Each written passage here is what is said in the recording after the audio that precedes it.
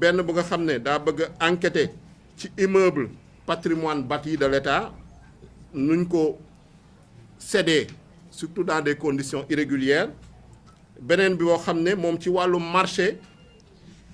programme un étudiant un ordinateur bu nga xam ne ministère de l'enseignement supérieur de la recherche et de l'innovation depuis 2017 nañu wax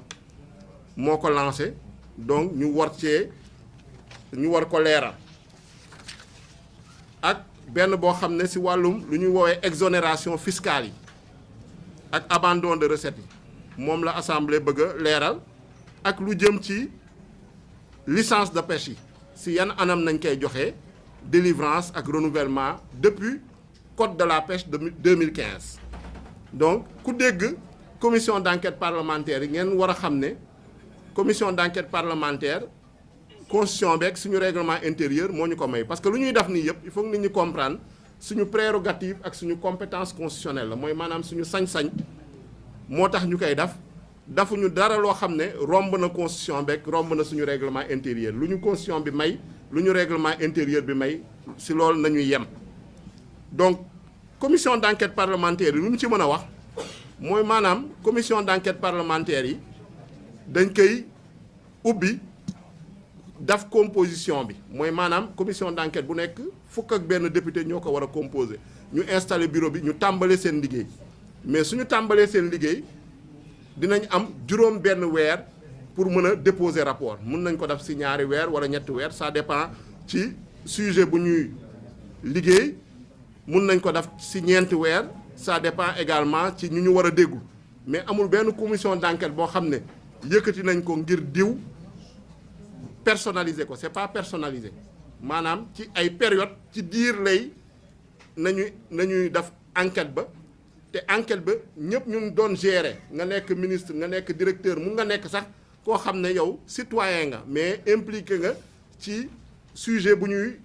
maanaam enquêter ñu woo la déglu la daf ay audition yaakaar naa loolu mooy commission d'enquête parlementaire mais commission amul benn commission d'enquête parlementaire bu ñu yëkkati ne visé nañu ministre diw visé nañu DG diw donc loolu il faut mu leer ci bopp nit ñi te yaakaar naa liggéey bi commission yi majorité bi dana fa nekk groupe parlementaire Pastef les Patriotes mais également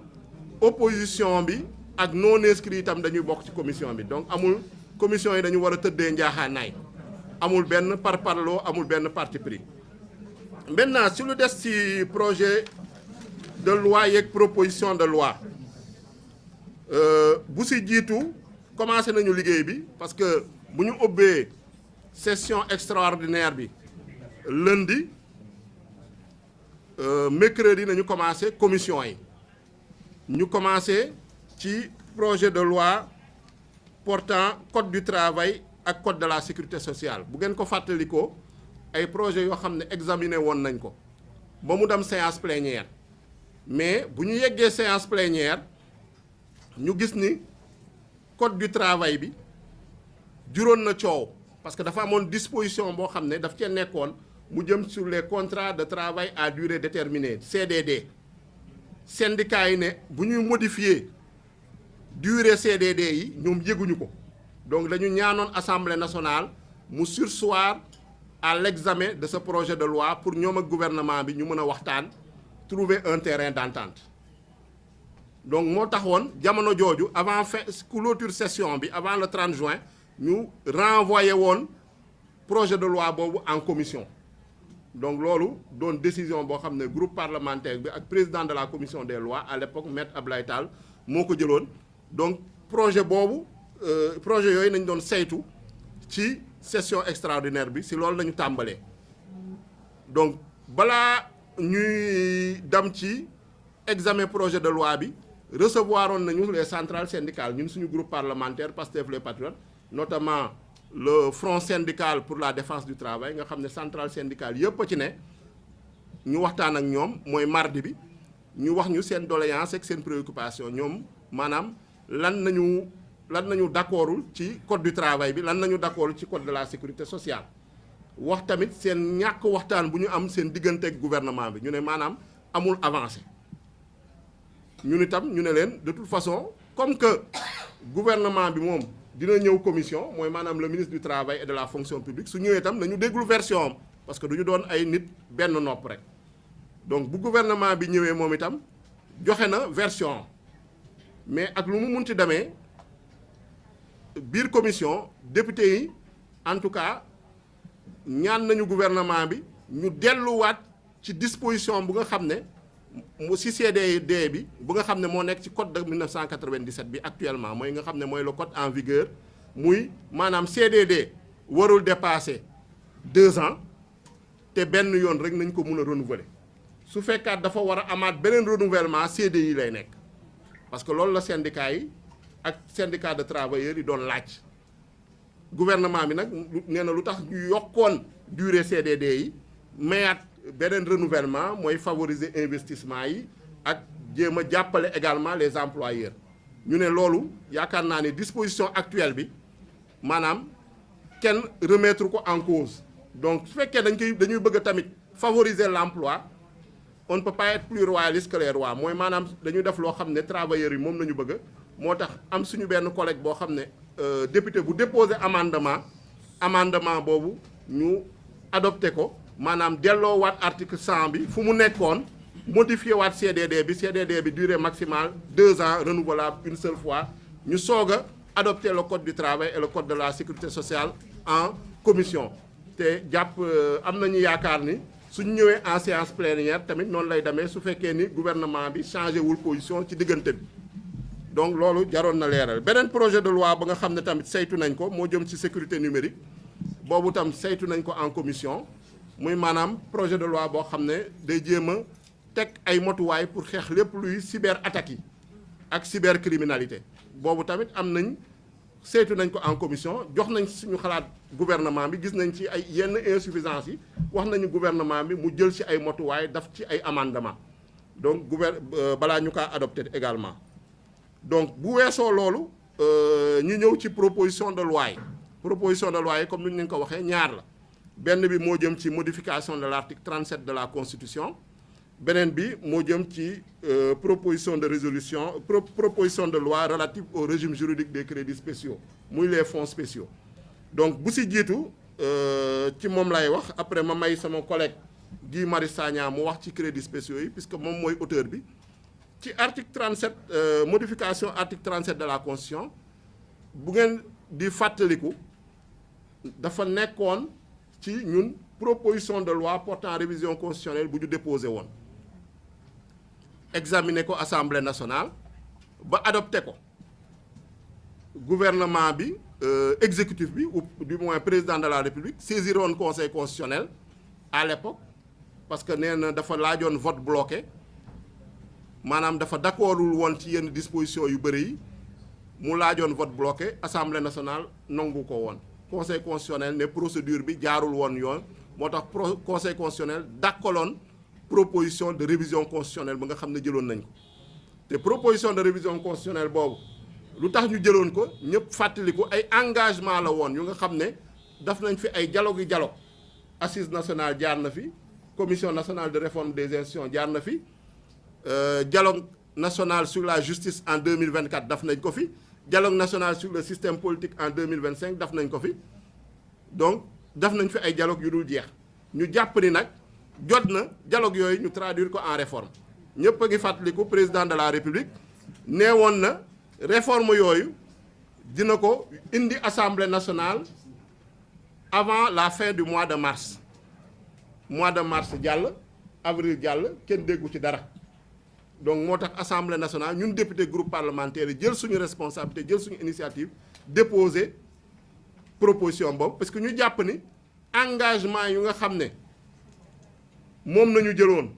depuis ñu démarré en politique muy 2014 moom nañu jëloon en 2019 moom nañu jëloon en 2024 ba sénégalais yi wóoluñu tey ñu am une majorité parlementaire engagement yooyu il faut que ñu traduire ko en réforme concrète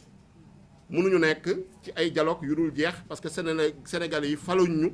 pour ñuy dialoguer dialogue instrument la rek moyen la mais finalité bi mooy réforme donc réforme yooyu ça se traduit en projet de loi en proposition de loi soo ko indee assemblée nationale ñu adopté ko ñu promulguer ko mettre ko en œuvre loolu bu mu amee ñu ne quand même ñun Assemblée nationale malgré conseil constitutionnel lu mu wax du ñu tàyyi suñu collègue Amadou Ba jëlaat initiative ne article 37 de la constitution boobu il faut ñu modifier waat ko parce que dafa nekk loo xam ne engagement la woon ci wàllum déclaration de patrimoine parce que soo gisee sax ñu gën cee insister dañu gis ni projet de révision constitutionnelle ba nga xam ne président de la république moom la publier woon partagé ko buñ si laajee avis conseil constitutionnel dañu gisoon ni disposition bu nga xam ne moo jëm ci déclaration de patrimoine nekkatu ci woon ñu ne nag loolu jamono jii ba nga xam ne ñun loi sur la déclaration de patrimoine ak loi sur l'OFNAC indi woon nañ ko assemblée nationale en 2025 ñu voté ko yaatal déclaration de patrimoine assemblée nationale par exemple avant loi boobu président assemblée nationale questeurs yi ak trésorier assemblée nationale rek doon déclarer seen patrimoine mais loi boobu buñ ko indee dañ ko yaatal boole ci tous les membres du bureau de l'Assemblée nationale te gis ngeen ni OFNAC publié na récemment ñan ñoo déclaré seen patrimoine yaakaar naa ni pratiquement membre bureau Assemblée nationale bi yëpp ñu bokk ci Pastef déclaré nañ kenn rek a ci déclaré wul kooku takku wàllu la bokk donc ware ni ñun engagement yu ñu jël tamit en tant que loi dañ koy respecté ñu jàpp ni également mënuñu na nekk ci débat d'actualité bu mel noonu te soppiwuñu régime déclaration de patrimoine président de la république mu war a doon une déclaration de patrimoine boo xam ne day nekk à l'entrée et à la sortie ba pare ñu publier ko à l'entrée suñu ne à l'entrée mooy suñ ko falee à la sortie mooy su mandatam jeexee mooy maanaam tey même su defee 2 mandats ñu fal ko ñu réélire ko su 2e mandat bi jeexee lay déclarer waat en tout cas patrimoine am pour ñu xool variation entre patrimoine yi lan moo ci am ci diggante bi te loolu lu yenu maanaa la parce que loi sur l'OFNAC également loolu la wax par rapport ak yenn autorités yi muy premier ministre muy président de l'Assemblée nationale ñooñu dañuy déclarer seen patrimoine à l'entrée mais dañuy déclarer également à la sortie pour ñu vérifier waat donc on ne peut pas le président de la République ne peut pas faire moins que lu nekk sur la loi sur la déclaration de patrimoine donc loolu moo tax ñu dugal ko ci constitution bi bañ ko dugalee ci constitution bi nag yónnee nañ ko président de la République bu ko bureau adopté président de la République joxe ci ay observations mais gis nañ ne bu mu ñëwee en commission ministre de la justice ba nga xam ne moo représenté gouvernement daf ci indi ay amendement yu mu ci indi mooy maanaam ñoom dañu bëgg lu nga xam ne moom nañu ne dañuy publier déclaration patrimoine président de la République ñu yaatal ko également ci premier ministre ak président de l'Assemblée nationale loolu bu ñu ko présenté commission député yi waxtaan député yi ne loolu tamit gisuñu ci benn problème puisque dañu bëgg mu leer rek kon yaakaar naa ni nañu leeral lépp amendement boobu ñu adopté ko en tout cas ñun suñu groupe parlementaire député yu nekkoon commission à l'unanimité nañu adopté amendement boobu donc yaakaar naa ni jamono ji en séance plénière texte amendé boobu nañuy présenté muy texte amendé article 37 de la constitution te am nañu yéene également voté ko massivement suñ ko voté massivement nag ñëpp xam nañ ni constitution bi lu mu wax constitution bi nee na loi constitutionnelle bés bu ñu ko adopté à la limite à la majorité des 3/5 président de la République su ko neexee promulguer ko su ko promulguer loi boobu day entrer en vigueur donc gëm nañ ni comme que président de la République maanaam d'accord na ci contenu loi bi parce que présenté nañ ko loi bi mu def ci ay observation am yebal ministre de la justice indi amendement ñu dugal ñun tamit ñu d'accord ak amendement bi jàpp nañ ne assemblée nationale ak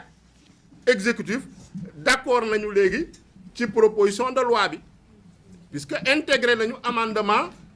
exécutif ci proposition de loi bi donc lu ci des su ko assemblée nationale adopté au 3/5 mais nañ ko promulguer yaakaar naa ni loolu moo jaadu loolu moo yenu maanaa comme dañu bëgg lu leer yaakaar naa ni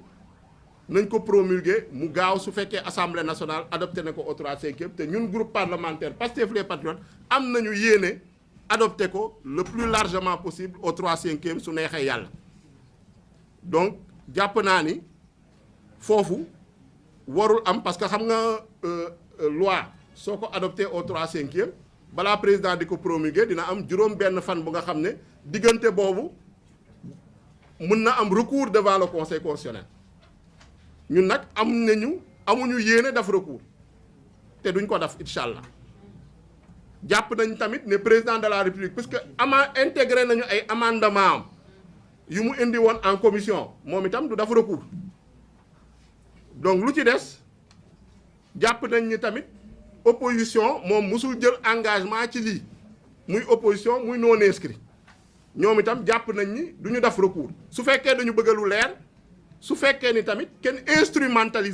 instrumentaliser wuñ leen wala utiliser wuñ leen maanaam ñu ne dañuy substituer au président de la république pour def recours donc su dee dañu def recours rek nañ jàpp nañu ay complice nañu bëgguñu lu leer bëgguñu maanaam président de la république déclarer son patrimoine à l'entrée et à la sortie loolu lay signifier clairement donc su fekkee bëgg nañu lu leer président de la république premier ministre président de l'Assemblée nationale déclarer seen patrimoine publier ko jàpp nañ ni kenn warul def recours ci loi bi puisque loi bi dialogue institutionnel am na exécutif d'accord na ci Assemblée nationale d'accord na ci donc recours warul am jàpp nañ ni tamit article 37 modifier benn disposition ci constitution jarul yóbbu référendum comme nu nga ko waxee yoon bu gën a gaaw a ngi nii mooy autoroute ba jarul jël outil rang-rang référendum rang-rang la parce que day yéexal mbir mi da koy diisal tamit autoroute baa ngi nii mooy promulgation après adoption au 3/5 donc référendum est-ce que jar na laaj sénégalais yi est-ce que d'accord ngeen ci président de la république premier ministre ak président assemblée nationale ñu publier seen déclaration de patrimoine yaakaar naa benn sénégalais contre ko puisque sénégalais yi ñoo ñu fal pour transparence pour jubanti pour reddition des comptes loolu nag jarul def référendum parce que xaalis dañu yàq xaalis rek ñoo ngi wax ni élection locale war nañ ko organiser malgré que président fixé gul date bi mu ngi bëgg a yéex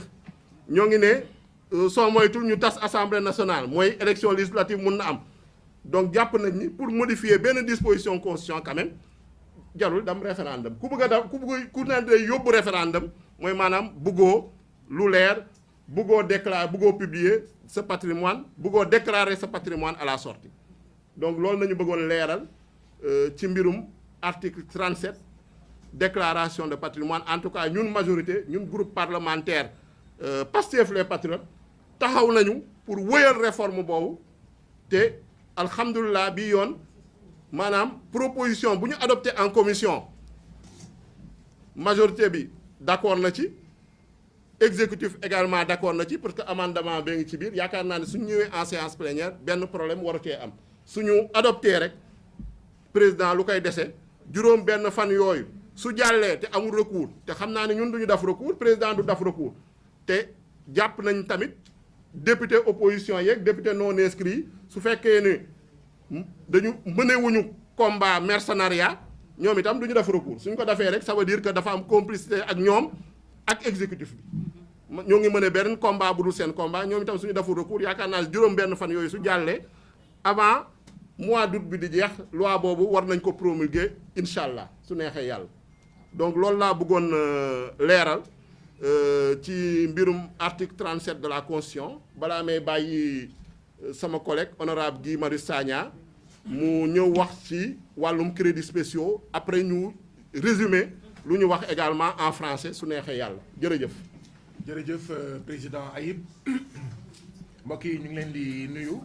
yéen ñëpp ci seen tur ak seen sant. ba léegi baaxul. on va échanger. Non, c'est bon.